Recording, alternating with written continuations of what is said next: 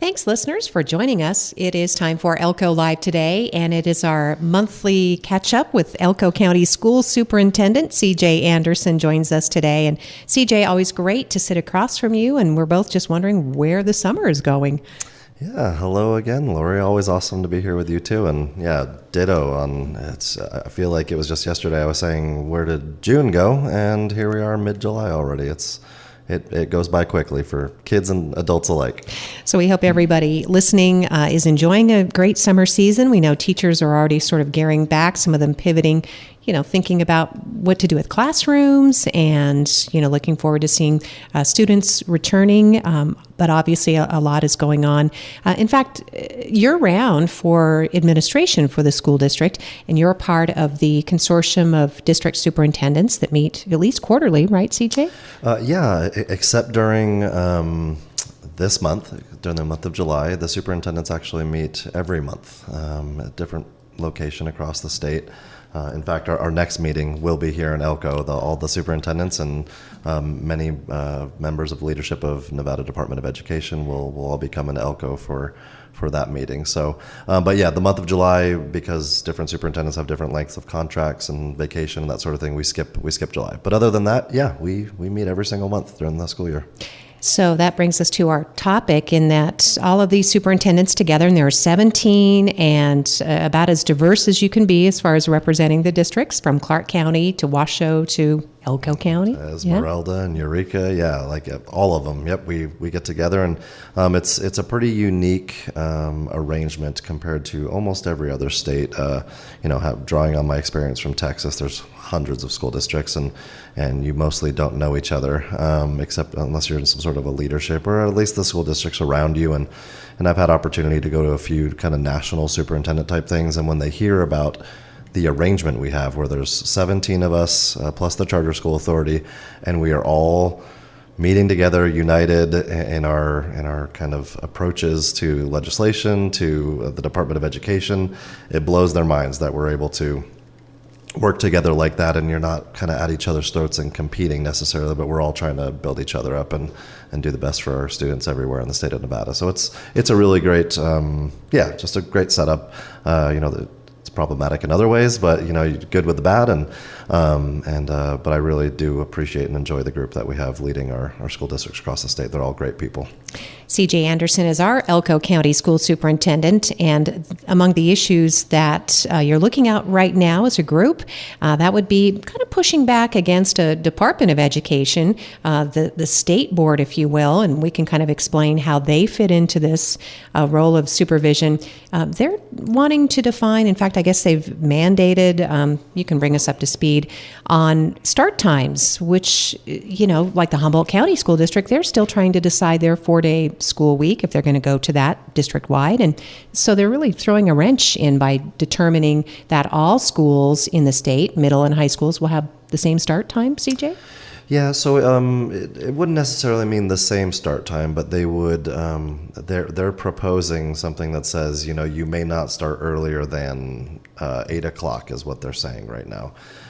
So the way this is organized, this is kind of a loose explanation, is the State Board of Education is comprised of lots of different people from different arenas, and they kind of direct or work with the state superintendent, Joan Ebert, and so it's been heard at the last State Board of Education meeting, and it's up on the agenda for this one again.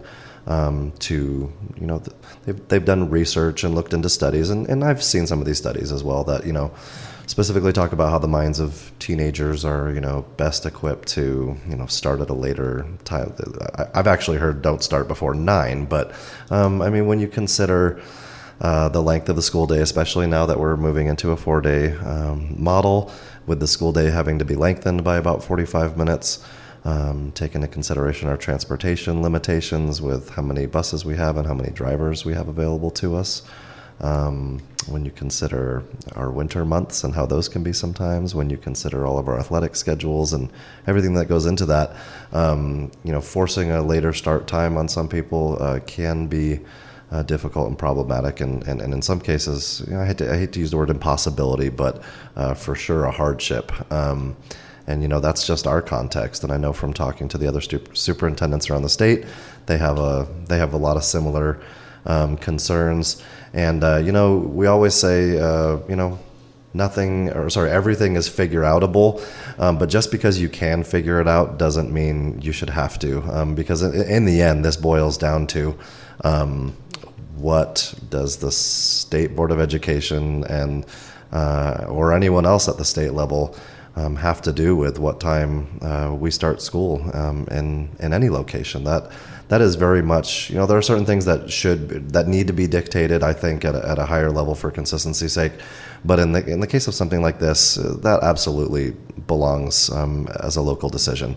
You want to maintain local control wherever you can, and this would definitely feel like an overreach, and that is the position of the our organization is abbreviated as NAS, which is the Nevada Association of School Superintendents, and we have an official stance, and we will speak in opposition to such an order or a move.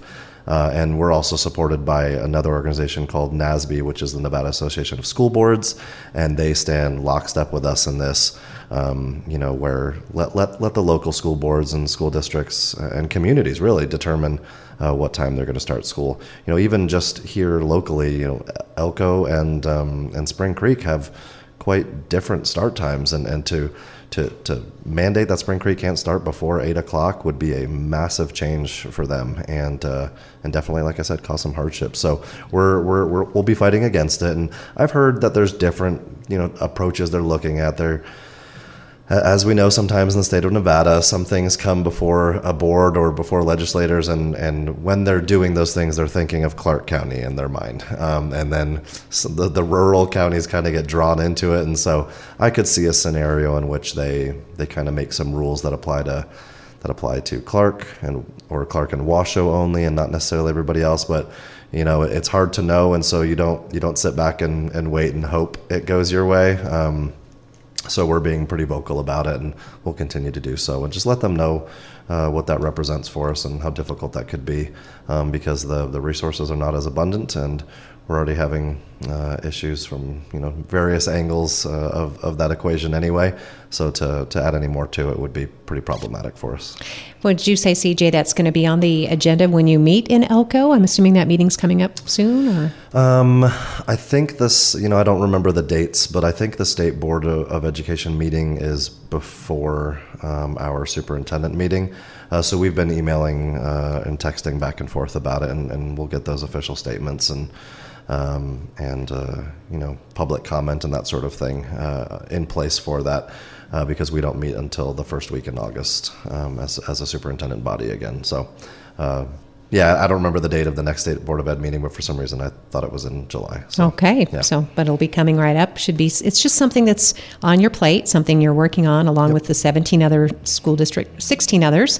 And then you mentioned busing. So locally, we could probably talk about maybe overcoming any busing challenges. We do know that Governor Lombardo included in his budget money for charter schools for busing, and there's at least one charter school locally, and whether or not that will impact, will have a change as a result. I'm not comfortable speaking about what the charter authority is going to be doing or busing or anything like that. I know in our case, it's been, for a year or two, it's been a bit of a challenge, and having enough employees to drive buses for us, and we're making creative efforts, whether it's incentivizing or getting people who are currently employees in other capacities to also be certified. I mean, I myself am actually I have a CDL and I can drive bus if needed, and I came from Texas with that ability, but then didn't renew it, and then when we fell into the issue we have right now, I went ahead and got it renewed anyway, just so I could be available. And same goes for our HR director, Cody. Same goes for our special services director, Ken. There are people at all levels that are ready to drive in case they need to, and sometimes we do. All three of us, me and the other two that I just mentioned, at some point we've all participated in helping with transportation during this last school year. And but from our standpoint, that's probably the biggest challenge is any hiring of drivers in other places affects who's available for us, and so. That's probably the biggest issue we have with transportation, is just make sure we have enough people. Because even when you think you have enough, if someone's sick or someone's out, what ends up happening is our own transportation director is driving for the day, or our mechanics are driving for the day, and they're not able to work on the buses. And you get, it's like all hands on deck. And during those months when people get sick or around vacations, it feels like a lot of people are often doing the driving job instead of the job they were hired to do, and so it causes strain. I know when we talked about it before, there was an added incentive in that people who wanted to apply would have their CDL paid for by the school district. Yeah. There's I can't remember all the exact things, and we can contacting our HR department or contacting transportation, they could give you the specifics. But I mean, over the last year, we've paid referral bonuses to employees who've referred and had drivers successfully go through the probationary period. Yes, we will pay for all training. We are doing everything we can to remove roadblocks for people who want to get in there. Obviously, you have to pass the classes. You have to pass drug tests and fingerprinting. And there's certain things we can't leave, just make a little easier for you. But as far as maybe financial roadblocks or other difficulties like that, we are willing to figure out how to make it work. Not letting something silly get in the way of someone being able to have that employment and us have that solution to a kind of a shortage. All right. So on the topic of staffing, any staffing issues right now? How are we looking going into the school year? I won't, I'm not going to give specific numbers because mostly I don't, they're changing literally every day is not even accurate. It's throughout the day, every day. So we're in about the same boat as most districts are. We have vacancies, and all of those can be found on our website, and we're definitely still looking in lots of different places and being creative. I would encourage anyone who's interested to apply. Something that a lot of people may not know is you don't necessarily have to you don't have to have a teaching degree already in order to be able to teach in our schools. There are other routes. One that is often made or taken advantage of is a lot of people refer to as ARL, which means alternative route to licensure. And what that means is if you have a bachelor's degree in anything, it doesn't matter what you have it in, you are eligible to apply for an ARL license for most content areas. The only ones that does not apply to, or is if you wanted to teach like a CTE course or a business and industry type course. But if you wanted to teach English or math or science, social studies, foreign language, music, there's lots of classes you could teach through ARL, and so there's other paths to get there. And because some people think, I might like working in schools, or I like, my kids are in school and that's a good schedule, and so there's lots of reasons why you might want to do that, and there's options available. At the very least, the worst that can happen is you ask and you find out, well, that's just not going to work out. But we are definitely open for business per se to help figure out. We've come to the reality and realization that the teacher pipeline right now, it's not an Elko problem. It's an everywhere in Nevada and everywhere in the country problem, and so we can't just sit and wait for a massive wave of graduates to come out. The local universities and colleges in Nevada are not producing enough teaching candidates to fill the vacancies that happen every year, and so they either have to come from outside universities, which is a problem because their states are also experiencing the same thing, or we got to figure out how to grow our own and get people that are nearby, and which is preferable anyway, right? Because those are people who know the community and love it and are part of it and want to see it be successful, and they're committed to it. And so we're happy to have people from outside come in, but we sure would love to have people who already love our schools and love our community be part of our staff. And so I would just encourage anyone to review our website, see what options are there, and apply. And if you're got a question about hey, how do I do this, we have very knowledgeable and experienced specialists that can walk you through those processes and really help you out. And it sounds like the State Department of Ed has made a lot of efforts on their end to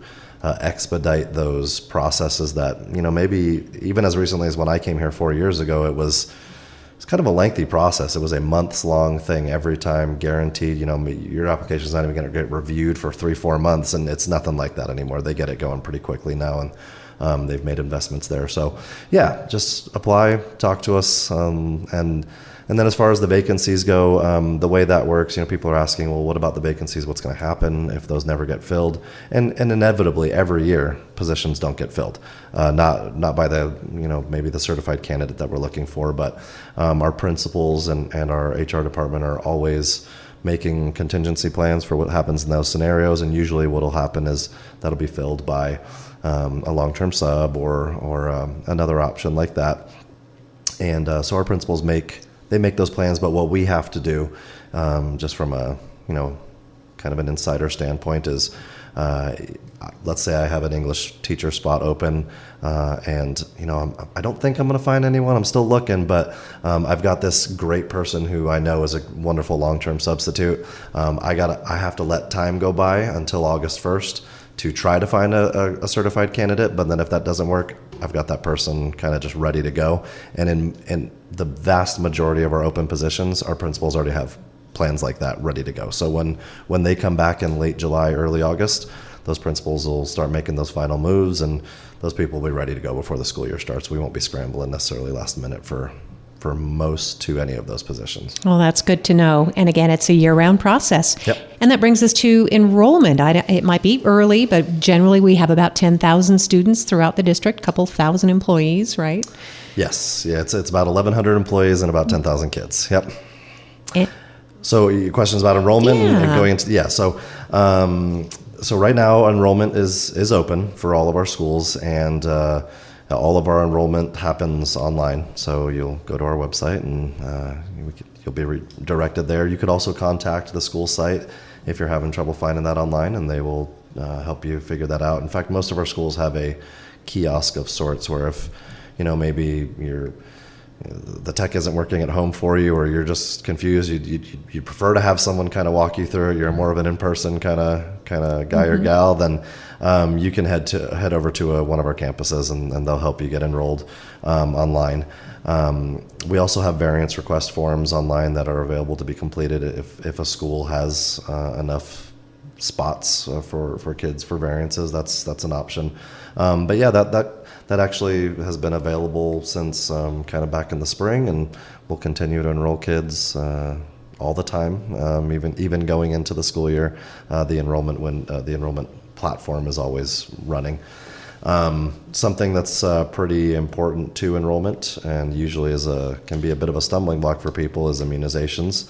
You want to make sure you have your all required immunizations current with your primary care provider, and have those records to accompany your registration. There are certain pieces of NRS which require, in order for a student to be in public school, to have a certain list of immunizations, and so those are important to have current.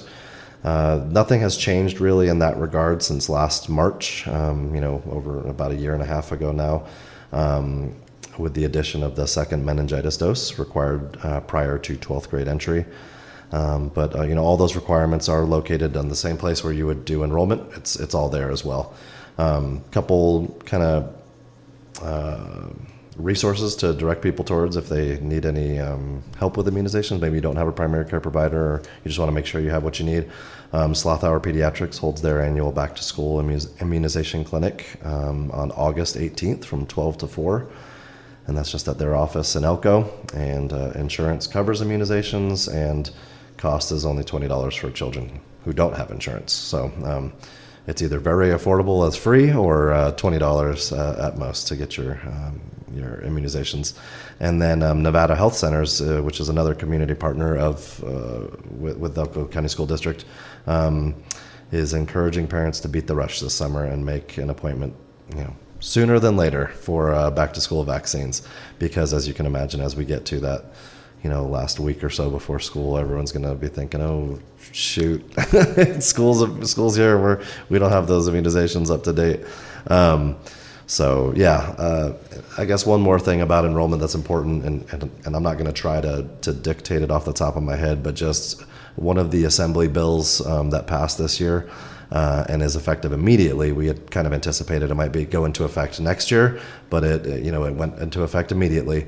Is the time frame for when a child can enroll in kindergarten has changed, and so just know that it's different. And so even if you'd already registered your kid back in March or April when we opened registration, if they no longer meet the requirements, they no longer meet the requirements, and we can't get them in unless there's certain processes that are followed. So I would encourage anyone who has a child going into kindergarten this year to go to our website or to make a phone call up to central office at our district offices to make sure your kid's going to be okay to enroll. They could also call the school. Every principal kind of has been filled in on what those requirements are, and we just want to we don't want any nasty surprises, someone thinking their kid's ready to go and then you show up on day one, or it's a few days before school starts and it's a bad surprise. So we want to help avoid those pain points, and just give us a call. I keep saying that, but that's the easiest way. If you have any questions, just give us a call. We got really nice people who answer the phones, and we're happy to help. Yep, real people. Yep. And it is a communication issue, certainly.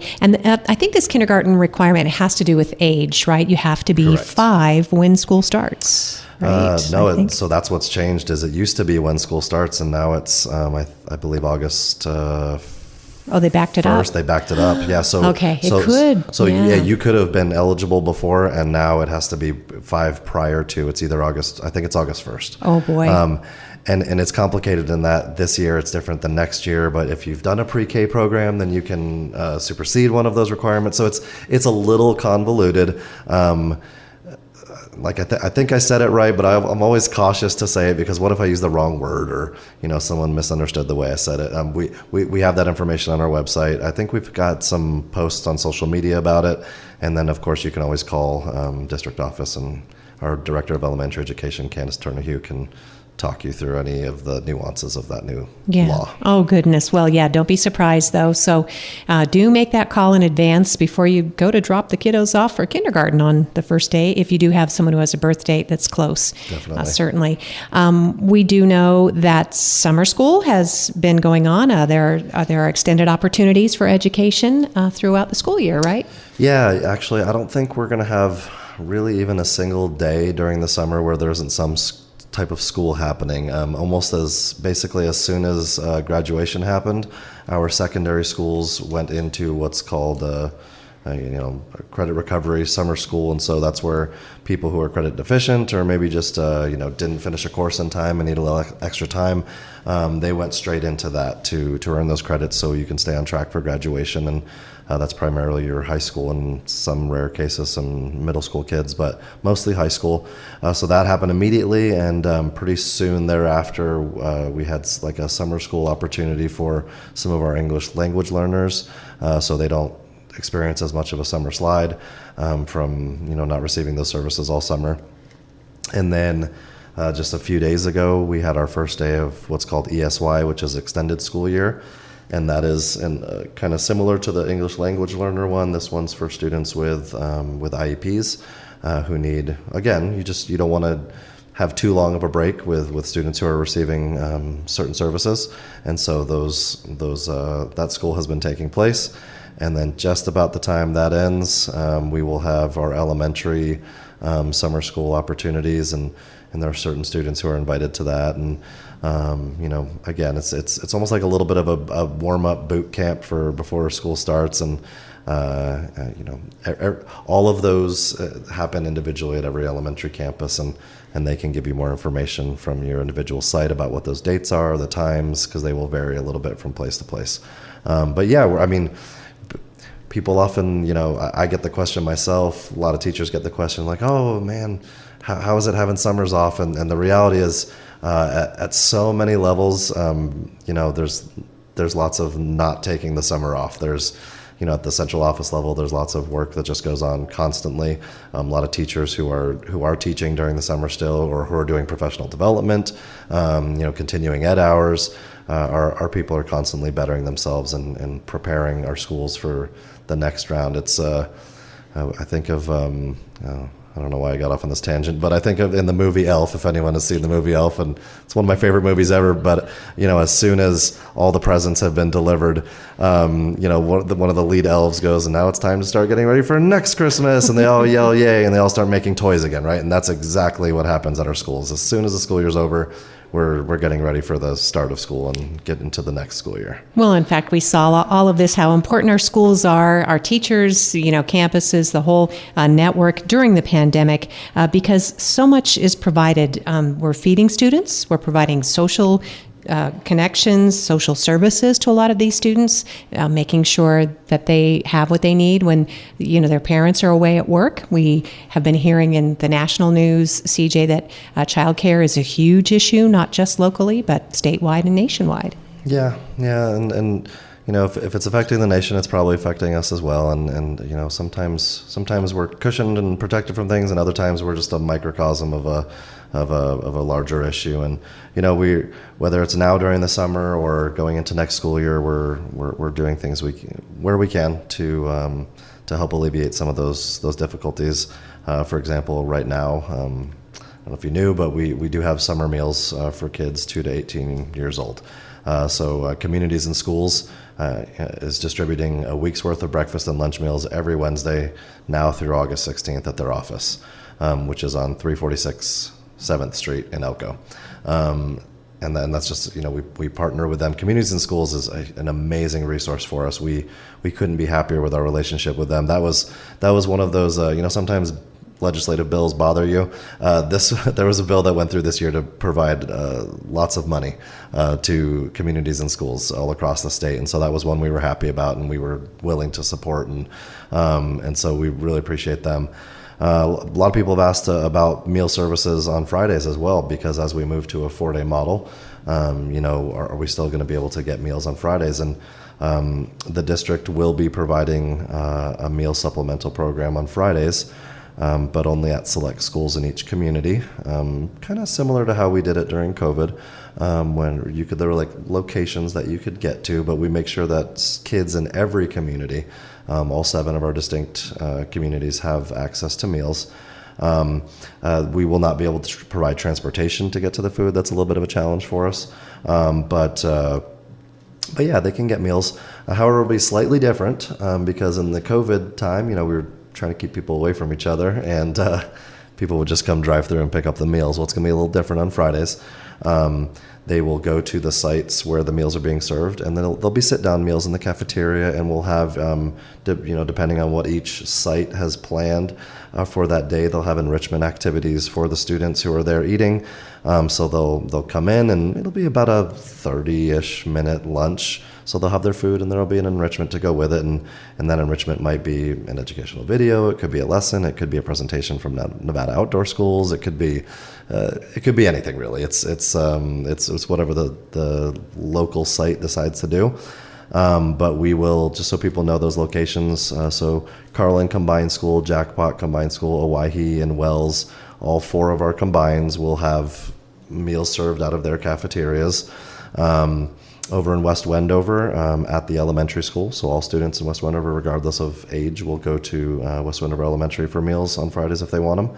And then in Elko, Southside Elementary will be the location for all Elko schools, and Sage Elementary will be the location for all Spring Creek schools. So just making sure we have that available, and we hope people will take advantage of it. We'll be planning for it, and so just want to encourage everyone to come and do that. And then in other Friday type news, again, not a whole lot of details to share, just know that in addition to Friday meals, sites are also planning on Friday like tutoring opportunities and how they can run that.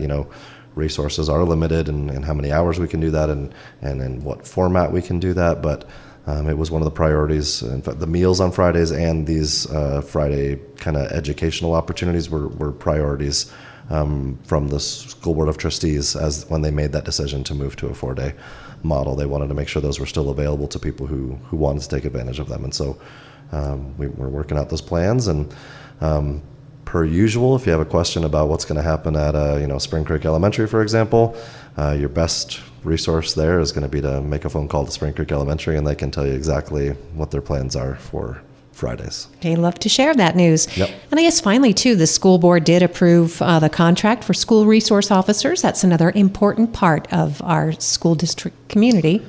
Yeah, we rely heavily in certain aspects on our school resource officers, and it was good to get that agreement put in place for the next 5 years or so, and we're happy to have that partnership with both the Elko County Sheriff's Office as well as the Elko City Police Department, and what we're going to be doing this year with them, it's kind of expanding. Or maybe tracking better what we're doing, but we're going to definitely do a good job of showing how we're using them and just demonstrating what a magnificent impact they have on our schools.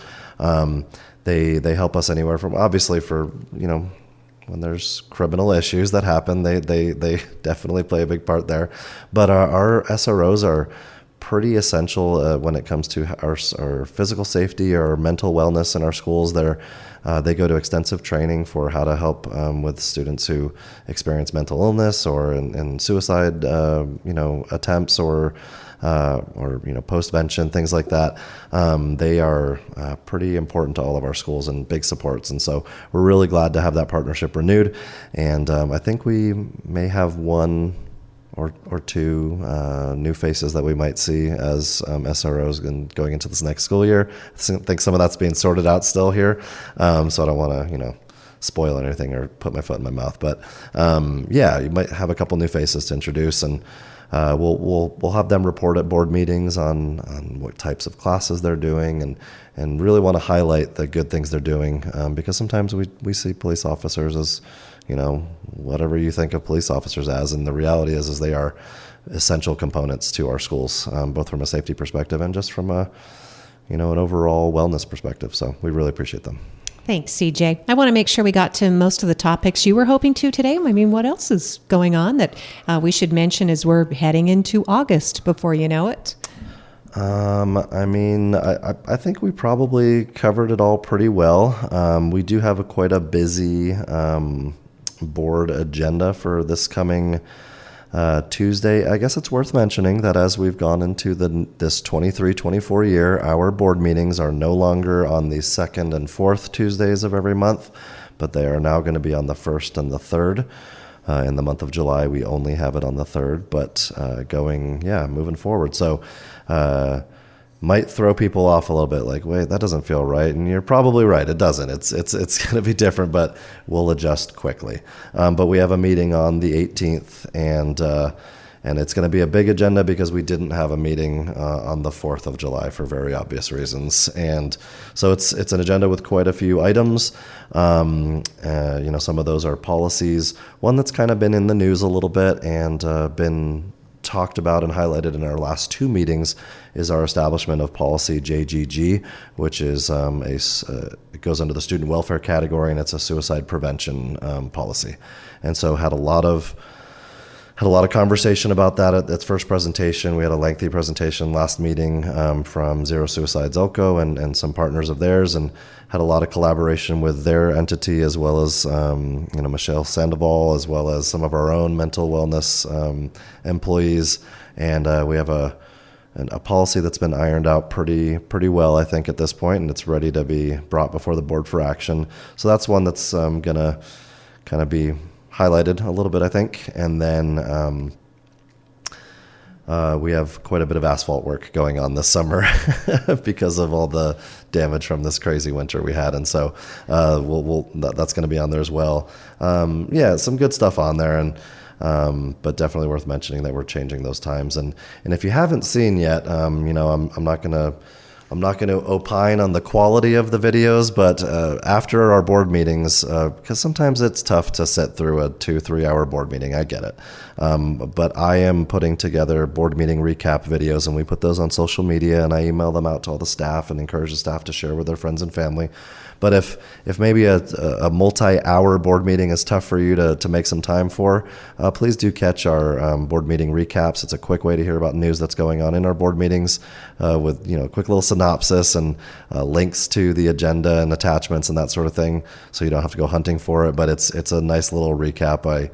It's usually about 10 to 20 minutes, depending on how much went on at the meeting. So check those out if you haven't seen them yet.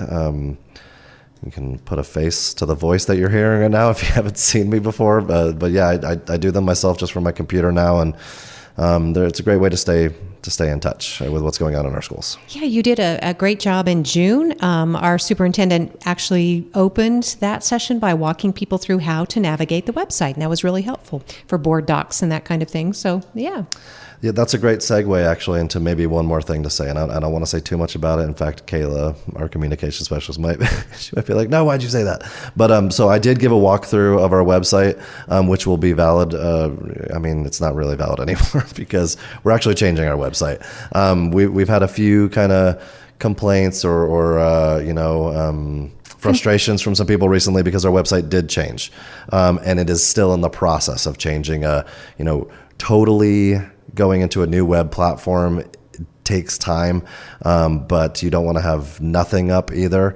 So I'm not, I'm just letting you know that if you try to go to our website right now, you might experience some difficulty. Maybe better off making a phone call for at least the next couple of weeks. Kayla and our IT group are feverishly trying to make sure that's all ready to go. But that's part of I think we've talked about this before, that's part of a total overhaul from a website perspective, from an app development. There's actually an app that we have ready to go. It's just, again, it draws from the website a lot though. So until the website's totally ready, the app's not totally ready. We've got new logos, we've got new branding. It's all part of a sleeker, more modern, more kind of streamlined, easy to get information type thing, but we're just making that transition still. So I do hope that when we get to our interview in August, that'll be ready to go, and we can excitedly share what's going on there with that. But figured it was worth mentioning because you talked about me doing the walkthrough on the website. The thing I showed even just a few weeks ago, that's no longer what our website looks like, but the concept is still the same. I usually find it on my phone by just typing ECSD NV board docs is what I type in, and the first link is the right one. So you can still find it that way. Comes right up. Well, thanks. And thanks. Great work, Kayla. And we'll look forward to visiting with her and the rest of the crew and everybody. Thank you for everything you're doing to make this work transparent and accessible. And I know that you appreciate parents and community members who get involved and participate in the school district. So yeah, absolutely. Yeah, support your teachers, right? Mm-hmm. Okay. They all need it. They definitely need it. So I know that a couple of teachers, I have friends that they actually have pages posted on their social media where you can go and help them with school supplies, which is nice because not every student can afford a backpack with all the things that they need in it. So if you're so inclined, you can help out a teacher, right? Absolutely. Please do. All right. Thanks, CJ. I hope we got to all the topics you were hoping to today. I appreciate your time. Yeah, thank you so much for the opportunity. Look forward to the next one.